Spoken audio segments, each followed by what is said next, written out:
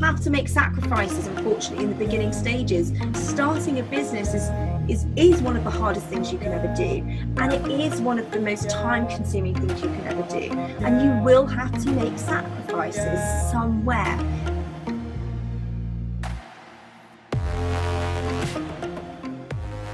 Hi there, welcome everybody to the next episode of the TruthBomb show, and today I have the wonderful Melanie Coleman with me to talk about a very, very juicy topic.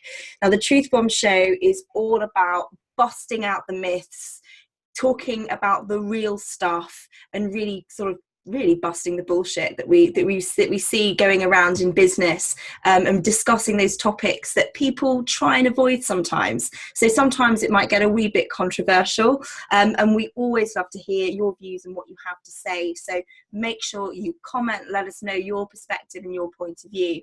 Now, Melanie joins me today. She is an amazing, amazing business coach, and she is helping so many women break free from corporate and start up their own businesses. But I'll hand over to you, Melanie, very quickly, just to tell everybody what you're about.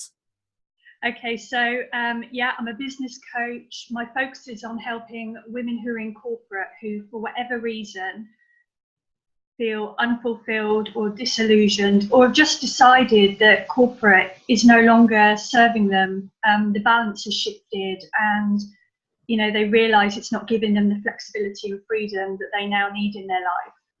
So I help them to break free by starting a business that's going to leverage their talents and allow them to really make the impact on the world that they would like to make, and at the same time give them that flexibility and freedom.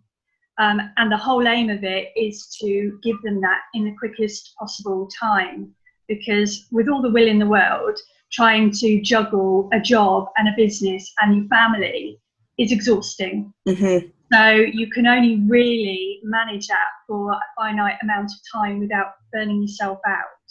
So the whole aim is to strip everything back to the basics and focus on the must-haves, to get them up and running and selling, so that they can leave their business. And then once they do that and start growing, then they can start bringing in all the nice-to-haves.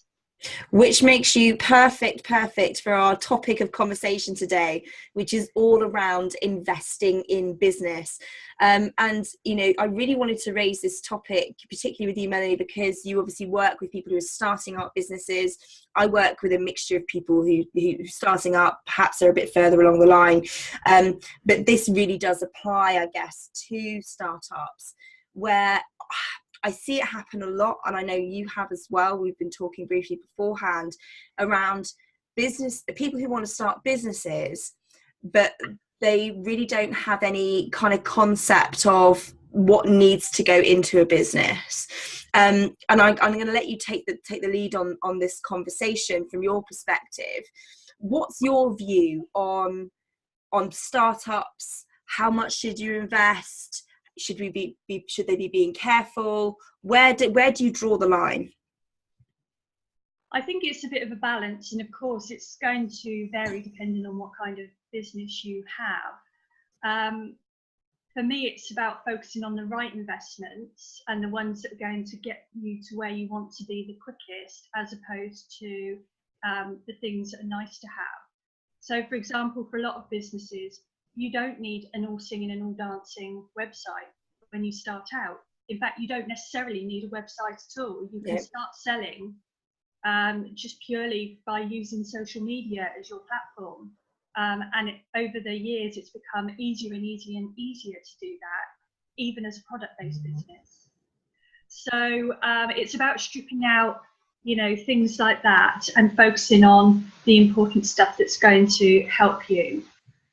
So coaching, for example, is something which is going to help you to focus on the right things and get you to where you want to be quicker. But what I see happening a lot is that people start out and they think that they can get all the information they need because there are so many free resources out there. And they think, I don't need someone to point me in the right direction because I can get all the information I need on the internet. And what they don't realise is that whilst the fact that there is so much out there is a blessing, it's also a curse, because they very, very quickly become overwhelmed. Yeah. I also see people sort of jumping in and investing in sort of platforms like calendar apps and like the email platforms, and things like this, which you don't really need to do until you get to a certain point, because most of them actually have like a free plan that you can tap into, and people don't realize that. They want to look professional from the outset. They want everything to be perfect, and it tends to hold people back, and it tends to make them invest in things that they really don't need to be, whereas in actual fact they should be saving it and ploughing it into things that are going to help them. Yeah, and I guess this is for me. I mean, I take an ever so slightly different viewpoint on this, in terms of, I think that I absolutely 100% agree with you. You've got to strip it back, and as a spender here, I feel like you're talking to me. I'm a spender, and if you put the latest fancy tech thing in front of me, I will buy it. Don't all inundate me now with stuff, but I am a buyer and I am a spender. So I have been that person who has spent needlessly. I didn't need to invest in some of the fanciest stuff. I have seen other people who have invested a lot fancier, bits and pieces, things like ClickFunnels and other such things, which is, a very high investments. Yeah. And that perhaps they've been told that they need it, when actually their business, as you said, isn't at the stage that does need it. But I do think, for me, that there are critical things such as an email list that you need to have, and perhaps some of the better ones do come at a slight cost. And it's all about, kind of, for me, it is about looking professional. If you're hiring an expert, then there has to be a level of expertise. And so, for instance, for me, I believe that you do need to invest. If you're not great at designing, you need to invest in someone to give you something. There are great apps. Like, I'm a creative, so I can use things like Canva and stuff, and I can create amazing stuff, and it actually looks like a designer's created it. It doesn't matter who's done it, as long as it looks decent and it represents your business and your brand and what you're about, and it's professional. But if it's not, you can't expect other people to invest in you as a business if you look tin pot. And so I think there's a balance to be had. I mean, what do you think?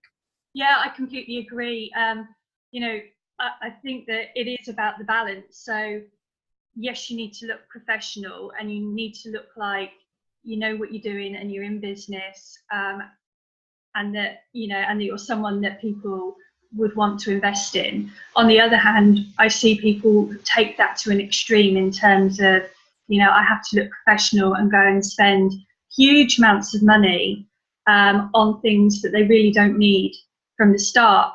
Because in most cases, when you're starting out in business, you're really testing the waters anyway. You're building up your confidence, and you're being in business is very different from working for someone else, and people often don't realize that, and it takes them a little bit of time to realize that they have to niche down, focus in on particular ideal customers, and so sometimes it's a bit of a tried and tested process, and if you invest heavily too early on trying to make everything look perfect, then you could well be wasting your money. Yeah, I totally agree. And I think what we're talking about here is scaling up. People try to scale way too quickly. They try and, they're paying for things like, let's get down and dirty about what people should be investing in now, like Facebook ads in the very beginning. If you're willing to chuck money against down, like set fire to it, then go ahead, because I've done plenty of that, and I'm ready to scale. But people at the very word go who are doing that, who are just chucking money into Facebook ads, it really is such a fire pit. And so for instance, for things like that, actually be better off investing in somebody who knows what they're talking about, instead of just throwing money at the wall and hoping that it sticks. So, you know, things like that. And you're absolutely right. Investing into these massive fancy websites when it's got all the wrong wording and whatever else, but it looks amazing, but yet it's not able to convert. And for me, I think a lot of the time we're placing our money into the wrong things at the wrong stage. And I know, and just to give Jessica Lorimer a shout out at the moment, she's running an amazing program with Heather Gray, which, you know, is kind of talking about the similar things, about what stage are you at in business, what do you really need right now, what do you need to be focusing on. And I've worked with a ton of people who have invested, you know, ridiculous amounts of money, sometimes on a monthly basis. They've signed up to something and they're paying out, and they're never seeing any return because they don't have clarity on what it is that they're doing. They don't know who it is that they're serving. They don't have the basic business foundations in place. And they haven't, like you said, they haven't tested the waters. They haven't learned to sell. They don't know what works and what doesn't, and they're trying to scale something that is almost unsellable. And it's frightening how long people go into this. But the mindset that happens is that they think that by ploughing the money into something each month that they're progressing or they're doing something. I'm investing in my business. But actually you're investing in the wrong things. And there's a finite amount of time when that fund will have to come to an end. Like, how often can you keep investing, you know, into something that never truly gets you to where you want to go? And I know for you, you're helping people move out of corporate into a job. I actually work with a lot of people in the opposite way around who've already jumped out and are now in that place of, oh my God, like, it's not working. Why isn't it working? And if you've left it too long, it's frightening, because I was in this position where you have to suddenly think like, God, I'm going to have to go back to that job. Like that would put the fear of God into me if I knew that that's where I had to go back. It just wouldn't be great. So things like scaling Facebook ads, advertising things that don't really work, you know, again, almost even to the point of repurposing content that isn't hitting the spot. You're paying potentially for someone to go out there and repurpose content that isn't, that yes, it's getting your name out there, so yeah, great news, visibility. But is it content that converts? You're at the stage where you just don't know. So again, it's money wasted. And I don't know whether you've experienced this thing that I want to talk about now, is where I've had or seen people invest huge amounts of money into one coach or one thing, and then think that, you know, it's all going to magically fall into place and they never have to buy another thing again. So they sort of pay all this money to the coach and then go, oh, what? So like, oh, I do need to maybe pay, I don't know, $3 or $4 a month for Canva or whatever it is. I don't even know the cost anymore, but do you know what I mean? And they think that, well, if it's not working on just that one thing, then there's no point. Mm-hmm. I mean, for me, that screams a little bit of self-sabotage. I mean, I don't know, what's your opinion on that one? Yeah, so I find that a lot of people jump into investment decisions based on what they think they need at the time, rather than what they really need. So a lot of people like jump on courses, or they go and invest in a coach who can show them a particular strategy before actually really understanding what works for them. Mm-hmm. You know, and it's, for me, there are so many cookie cutter solutions out there, and yet none of us are the same. We're all unique. Mm-hmm. And I think you need to sort of step back and invest in someone who is aimed at your particular need first, and help them and let them help you understand what's going to work for you before you rush off and start investing in, you know, platforms and particular strategies, because those strategies are not necessarily wrong and someone has used them and it's worked for them. But just because it's worked for them doesn't mean it's going to work for you. Yeah.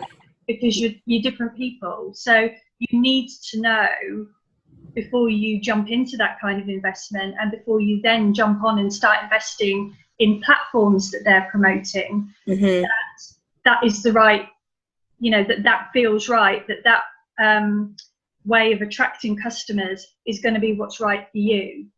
That happens an awful lot. I totally agree. And again, it all comes back down to scaling up before you're ready. It's like I always say, excuse the language of the TruthBomb show, a crap message, a shit message amplified is a shit message that's louder. It doesn't make the message any better. So unless you've got those things sorted first, there's scaling and sending it out there and choosing your platform and whatever else. You're talking to nobody. And you're paying a lot of money to be able to talk to nobody. And it's ludicrous when you think back. But I equally understand what it's like to be feeling that kind of desperate position of maybe this next thing will be the thing. And this is the horrible position that we get ourselves into, in a panic mode of, I just need this to work. I just need to invest. If I just invest in this thing, it's worked for them, so surely it's got to work with me. But again, they're missing the business foundations, the clarity piece. Because actually, when you do have a great value proposition, when you do understand who you're serving, you've got a great product that solves a problem and helps somebody achieve a goal, that actually you don't have to invest tons of money. It can be done, it can be done not on a shoestring, because just going back to my kind of original point is what I see is a lot of people going out there investing in one thing and then kind of going, oh, what? So I need to have these things, because there are basic things that you do need to have, which will make your life a lot easier. And they don't cost the world. Like you say, a lot of platforms and the email things, they do offer those kind of free bits and pieces. But then they're like, oh, this is a lot of work. This is a lot of things. This is a lot of stuff to kind of put together. And do you know what I'm just going to broach is possibly another topic to talk about. But where this also, I think, feeds into is people then getting scared and saying, well, I don't want to get all these things, because I don't want to spend more money. But actually, sometimes, on the other hand, there's a fear of technology. And I think the fear, I'm sure you get that a lot, where people get so scared about putting things in and then they blame it on the money. But then what happens is they just stay stuck. Yeah. And what do you think? I think that a business owner in this day and age has to be somewhat savvy with using the online world. Yeah, particularly if you want to work online, because I work with anyone who wants to work online. I don't work with anyone who works online, but I won't work with somebody who says I don't want to work online. But I have worked with people in the past who are just like, oh my god, this is like, you've got to know how to use Facebook, you've got to buy this calendar apps or scheduling things, and it all feels very overwhelming to them. But to me, it's a hard line. If you want to work online, yes, it's difficult in the beginning. Let's not pretend otherwise. If you're not used to it, it's difficult. But I've seen people who have found it difficult and worked their way through it, and now they're fine. Anything new is scary. Anything new is like, oh my goodness. Do you come across this in your line of work? Yeah, there are three things that I find I come up against over and over again. The first is that people completely skip the foundation stage of the business and jump into the sexy bits. Yep. They are quite, I come across a lot of people that are not tech savvy. The amount of calls that I've got on recently where we've had issues with actually getting them on the call in the first place, even though it's just a case of clicking the link.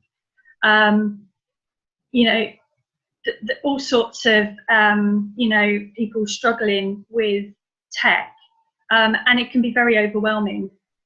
Because there is so much that people get overwhelmed, and that's when they pull back a bit. And the third thing is that I find that people don't invest in getting help from a coach or a mentor early on. And they try and do it themselves, and by the time they realise that they do need someone just to give them that bit of a steer, they are running out of money. And things are getting really desperate. Yeah, and then unfortunately you've got to curb it, because otherwise, nobody wants to buy from someone who's desperate. It's not going to happen. I mean, what do you believe that people should be investing their money? What's kind of, this is sort of pouncing this on you. What do you believe to be the critical things that a business should invest in when they're starting out? It's difficult because it depends on the business. Obviously, if you are a product-based business, then materials is going to be, a key component of it, and that's where a lot of people do invest their money. So anything that is going to allow you to create or deliver what you're selling, whether it be a product or a service. If you've got a physical location, you've got to have, if you're having a shop, you've got to have, a shop to work in. So anything that's going to allow you to actually deliver what you're selling is important. Definitely getting help up front. Mm-hmm.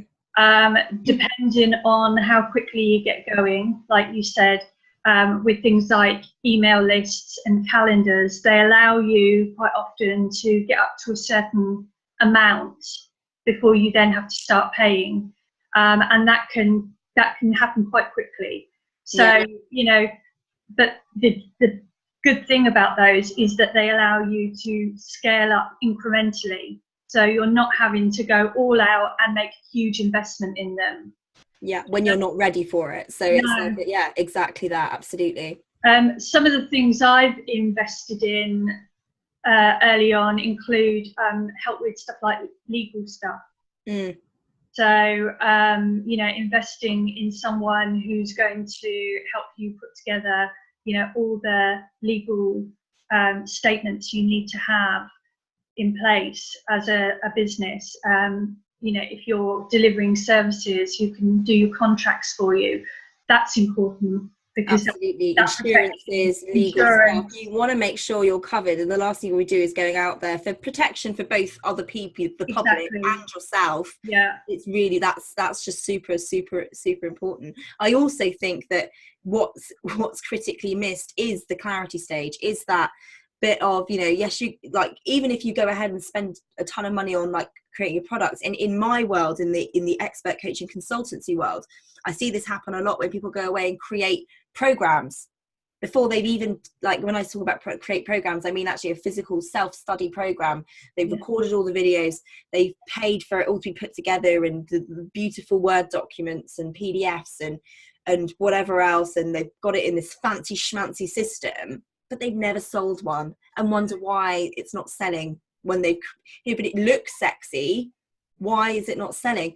And it's because they haven't invested in that basic market research, that basic value proposition, and they don't have that clarity. A lot of people go in with their processes, what they want to be giving people, but they're not actually listening and investing, because you have to invest in listening to people, and not just with the money, with time and effort. You have to go out there, and you've got to be willing to tweak and test. And so if you've invested in something that is all singing or dancing, and you put a lot of money into it, it doesn't give you that leeway to be able to do that, test it out on a small group of people, test it out here, tweak it, pull it back, let's change it if it's not quite hitting the spot. What is it they want? If that's not it, how do we change this so it's sellable?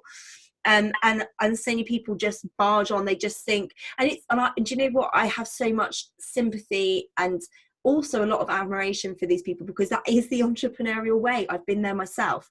You go in gung-ho going, yes, I've got this amazing idea and it's going to be fantastic, and I've got this thing and I just want to go plow on ahead with it. And we do, and we have so much belief in our own ideas. We've got so much confidence that we're backing it up with, but it's very, soon sometimes we get that wall of reality where, it's not, the idea isn't quite as I expected. It didn't quite take off as I wanted it to. And we kind of have to come back with our tails between our legs and go, okay, so how do I need to change this? What does need to happen? But if you've invested in the ClickFunnels, the Infusionsoft's of the world, and the most amazing things, you suddenly you've lost your pot of money to go away and get help in those fundamental areas that you should really be thinking about first and foremost. The best way you can do this is start out on a smaller level, big thing here though, just to put that message out there, you still have to invest in something. Yeah. Because I struggled for so long. I struggled for 10 years, not asking for help, not investing in help, not investing in the things that are going to help me, even not investing in any tech, nothing, no coaching, no nothing. And it held me back. But the moment I put my hand up and said, look, I don't know everything, I need some help, and I've learned to do that. I don't know about you, Melanie. Yeah. Through my journey, I've learned that I need to still say, I don't know the answer to this. Yeah. Help me out. This isn't working. But you know, for the me types, pride gets in the way, and we just think that we've got it all in hand. And I spent so long, you know, so much of my journey and so many years of my journey being that way, and it didn't do me any favors. And it just just something else that's just popped into my head. I get like this in every TruthBomb show. I'm like, and another thing is when people try and keep within certain thresholds. So for instance, people trying to avoid the VAT threshold. So they're trying to get to it, but just not get over it, just in case they've got to pay something else. If you're not willing to take some risk, and if you're not willing to push past and get into it, and don't often talk about abundance mindset. In fact, it's a phrase that sometimes makes me cringe a little bit. But when you get into that abundance mindset, if you're not in that way of thinking of, let's generate as much as we possibly can, and you're trying to stick to not get through stuff, you're always in that scared kind of mindset of, can't earn too much just in case I lose this amount, can't invest in this because what happens if it doesn't take off, I can't invest in that because what in case it doesn't work. And it's like, yes, you've got to make the right decision. Yes, you have to make sure it's the best decision for you. And yes, you need to make sure that you're not putting yourself in danger, because I never want to put anyone in a position, and I'm sure you're the same, Melanie, where people put themselves in a place where they're not secure. And they're risking things like the roof over their head. They can't afford to eat. And, you know, you can't be in that place, which is why I think it's great that you're helping women who are in corporate, because they still have that security blanket whilst they're working all of this kind of stuff out. But you still have to take a risk every now and then, and you still have to understand that as you do grow, you will be expected to put money back into the business, because it's the only way you're going to expand. Otherwise, you're running a hobby, right? Yeah. And, you know, like you said, the investment never ends, not just in platform, but in the help you need. Yep. And I think the part of the problem, especially for women, when it comes to asking for the help that we really need, is that, you know, we have this fierce independence. And we think we should be able to do everything ourselves. And I certainly had that when I started out in business. I came from a point where I'd had my confidence knocked right down to a very low level. So I was fighting through that as well. Then I was battling my sort of independence that I had developed sort of since childhood and through adulthood. And that's quite hard to shift. But like you said, it's only when you actually take a step back and think, this is ridiculous, I don't know what to do next, I need help, that you actually start to get that help and guidance that you need, that you all of a sudden things start to gain a bit of momentum and you're on your way. And you're also right that people, they fear to fail, but they also fear success. Massively. You know, and so it's a bit of a struggle there. But I think also, you know, when people jump in and they make these huge investments before they're ready, I think part of that is because quite often we come into business with completely unrealistic expectations about the fact that we're going to start a business, set up shop, and everybody's going to come and buy from us. And so we think we have to have it all perfect from the word go. Yeah, because we want people turning up at our door, and it just doesn't work like that. You know, overnight successes are few and far between. And to be quite frank, I don't think they're healthy either. Because one of the reasons I wouldn't advocate jumping in straight in from starting a business and investing in every single professional that you need is that I believe that you need to learn at least the basics of everything in business, because at some point, yeah, it's going to be great to be able to hand off some of the marketing stuff to somebody who knows what they're doing. But in the same vein, you need to understand what it's all about and how it works, because how can you possibly task that person with what you want done and set targets and make sure that they're manageable if you don't know what you're asking them to do? Because if you don't know and you're handing it over, what you're effectively doing is handing over responsibility. And that's oh my killer for small businesses. Melanie. Truth bomb right there. Honestly, you're 100 million% correct. It's so true. So people, people invest in the doers, like the VAs, the people that can help them out, when they don't even know what they're doing themselves. And like you said, and also, unless you're hiring an expert or a consultant who does know what they're doing and who can help you put these things together, like you say, you're just handing over. Yeah. What are you handing over? You know, I've seen people recently when they said, oh, I've got, you know, I've had clients in the past who've worked with me, so they've invested in so many hours in VA, and I'm like, what are you giving these people?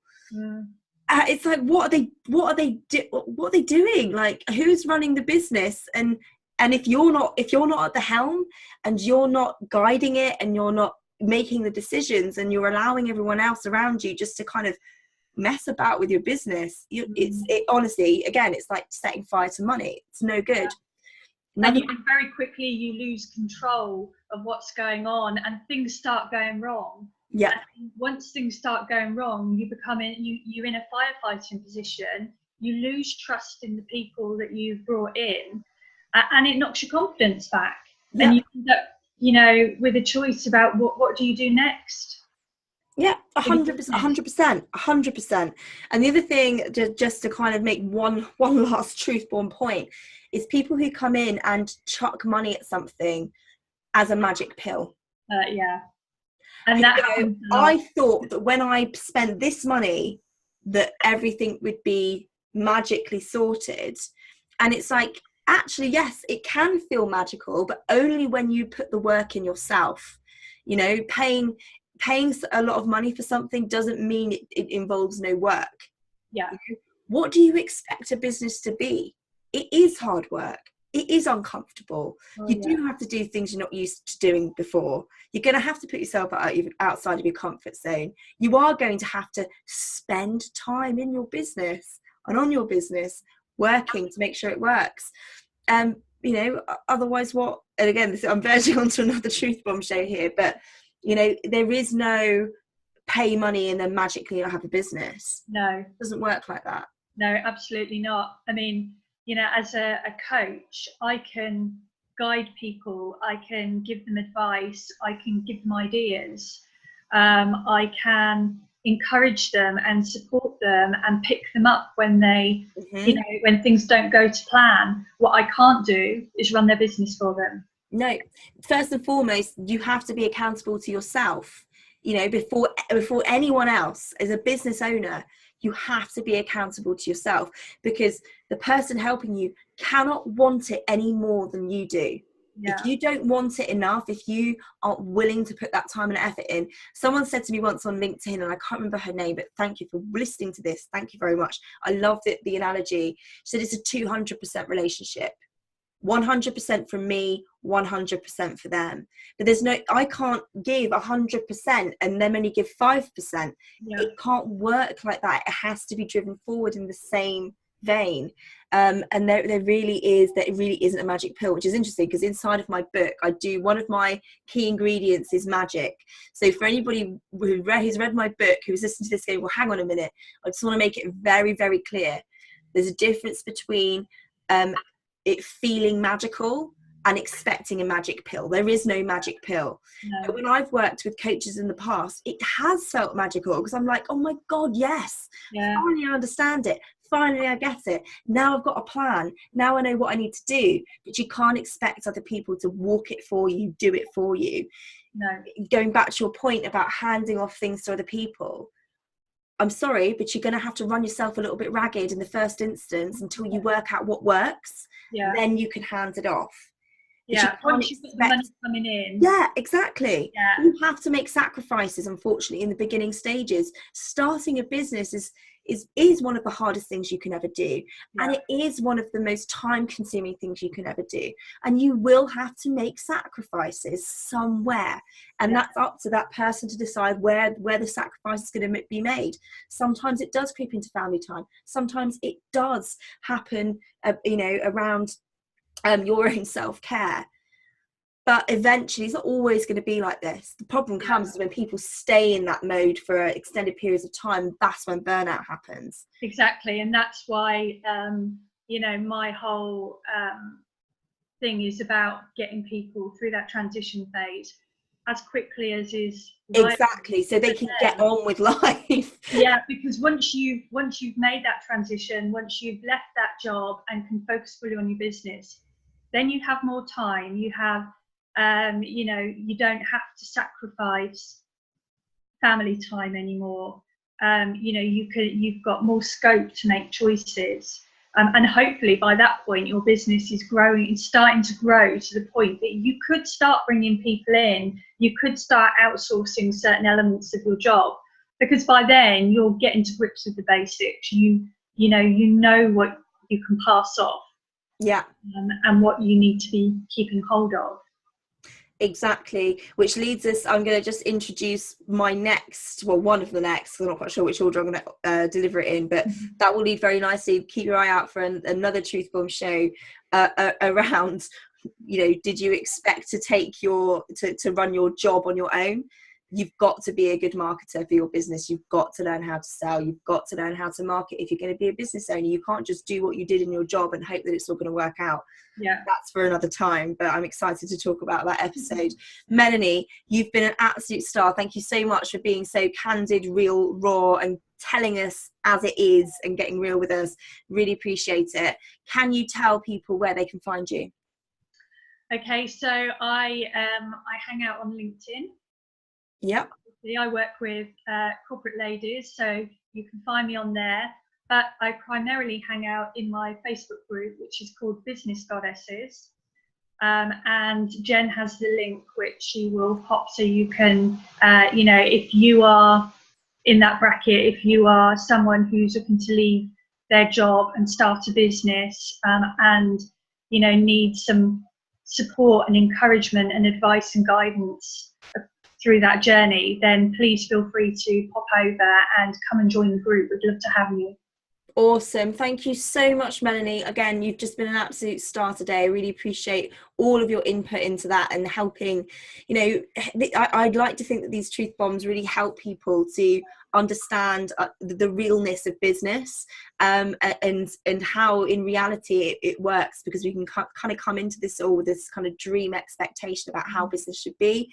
And the reality is very, very different. So this is not to discourage anybody from doing this, because it's amazing. I don't know about you, Melanie, but I absolutely love what I do. Yeah, and past the struggle is something amazing. As I say, everything you've ever wanted is beyond that comfort zone, and it truly is, and it's proven time again. So yeah, I'm really excited to see, what comes off of the back of this and helping people to make some serious investment decisions. Right. I'll see you guys later. Take care, and thanks very much for joining the Truth Bomb Show.